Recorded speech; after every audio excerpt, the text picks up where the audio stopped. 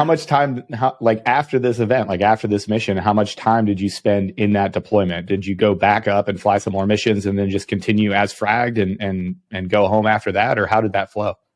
Yeah, so my flight lead the next day, we were tasked to sit combat search and rescue alert. And I don't know if that was an intentional choice, but normally when we sit CSAR alert, it's like we sleep, read, CSAR, relax.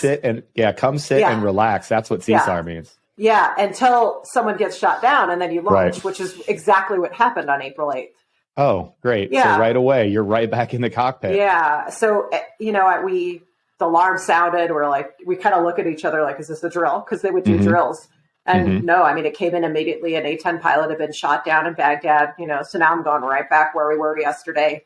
But I didn't even think about it. It was like, race out to the jet as fast as you can, get in, start, figure out where this pilot is, what shut him down, what's his condition, how do we get the helicopters in? It was just those guys were there for me the day before. And so I was going to do the same for him. I mean, there was no doubt in my mind. And I didn't even think about it, which honestly was like the best way for me to get back in the airplane. 100%. Think about it, just go do the mission. And, after that, we were there for another, I think, 5 months flying missions. So okay, we do the same thing. Go ahead. We do the same thing with cutaways, like you getting right back and being forced to go.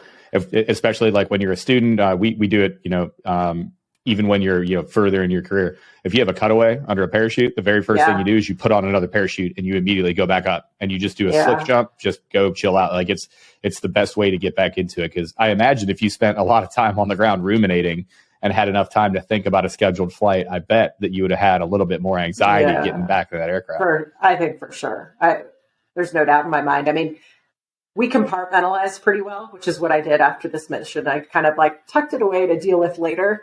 But this was hard, this was a hard one to compartmentalize. So just getting back in the air and kind of realizing that I could get back in the air, do the mission, and I was going to be okay was important.